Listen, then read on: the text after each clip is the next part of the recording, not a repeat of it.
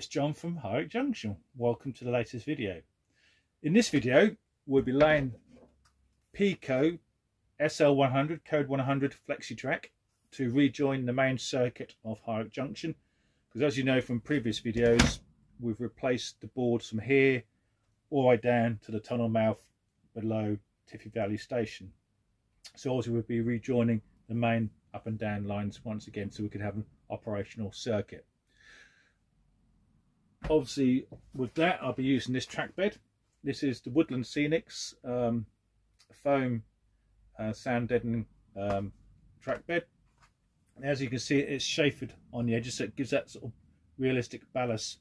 I know many people use cork, but I've used this since I've been constructing my layout up here in the loft, and it is so good. As you can see, I'm going to be using some of my old stuff, what we lifted from the old boards. I'll be reusing again, because as you can see, it's not deteriorated. If that's the old Peco foam one, many people said it over time, especially if it's in sunlight, it sort of crumbles and falls apart. But this stuff, I've had no issues, and some of this stuff has been down for 12-13 years, so it shows how good it is. So that's what I'll be doing, and I'll be showing in a minute what tools I'll be using to lay the track on my layout. And it will be continuing also on this video the building of the incline and the back seam what goes up to Tiffy Valley Station. And with that, I will be using once again Woodland Scenics product. This is a plaster cloth, and you just cut it what sheet's length you want, dip it in water and apply it to the landscape scene. What I've used, as I mentioned in the previous video, packing strips I've got from our furniture boxes beginning this year. Perfect to build forms and contours on your layout, and it's lightweight, so it's not putting extra weight on the boards. And I'm using sculpt the plaster on top of this to give a nice cutting scene on the layout. So what we do now, we'll have a look at the tools I'll be using to lay the track with on High Junction. Okay, so the tools I'll be using to lay the track on the layout will be this. First of all, that is my pin vise drill with a small drill bit in there, and that's what I'll be using to drill into the sleepers and making the holes for this. My extra long track pins, what I get from Gauge Master, that's what I tend to use on my layout. Secondly, I use one of these as well. This is an old Exor rail cutters. You see they're a bit blunt, so what I do now, I just use these for cutting the edge of the sleepers. If I can just get a piece of track to demonstrate.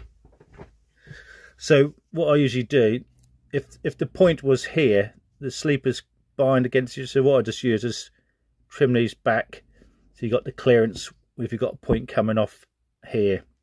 Or another reason I use these, turn them over, cut, and then push that away, ready for when I use this. This is my Dremel tool, Dremel 3000, as you see, with a cutting disc. And what I usually do is just get a wooden block. We use this bit of cardboard for that just to demonstrate. Just know where to mark, and then I'll just cut either side. I usually have a file, but sometimes what I usually just use this. If you just put it underneath that, just touch like that, it gets the burrs off and just flatten it off. So you got a nice clear edge for the fish plates to use to get a key on. So that's what I tend to use the Dremel tool for. And then finally, most important thing, a little pin hammer to get the pins in. So they're the tools I'll be using to lay the track here at High Junction. So let's make a start.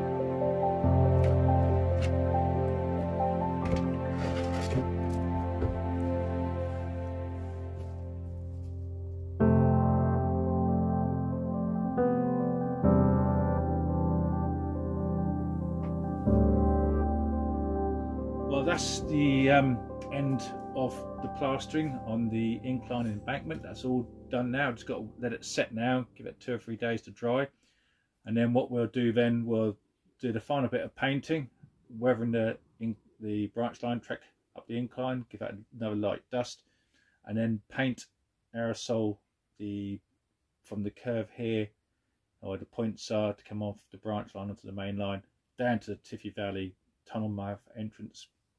The end of that has where the new track's been laid, because all the dropper wires have been soldered now done, so we'll weather that, and by then the plaster will be dry, so we can put a base coat of a brown emulsion on the Branchline, and then we can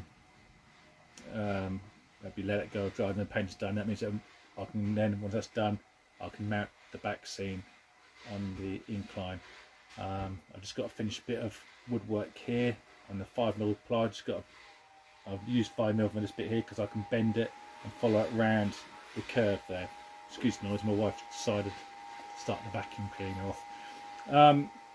And then that'll be done, I can mount the back seam, and once that's done, we can start doing the more finer detail of adding grass and shrubbery to the embankment and some detail. Also, what came in the post this week, I've got my bus wire, so that'll probably feature in the next video as well. So I'll be fixing that underneath the boards. I've got 30 meters of red and 30 meters of black, and this is 32 strands containing this one. So the bus wire's got 20, or the dropper wires are 24. This is 32. I could have used the 22, but I just wanted a bit more cable, especially if you're drawing a lot of ampage through lighting, signalling, running trains. So I thought I'd rather have a bit of an overkill and to handle, you know, the power I'll be using on the layout. So that would be good to go. So get that fitted underneath the boards and get the old dropper wires connected on the layout. So so as always, thanks for watching. If you haven't subscribed yet, please hit that subscribe button and you'll be notified of my next video. If you haven't gave it a like, hit the thumbs up button, give it a like, and the bell icon as well to be notified of my next upload. So as always, thanks for watching. Stay safe, keep well, and as I always say, keep modelling. Catch you again soon.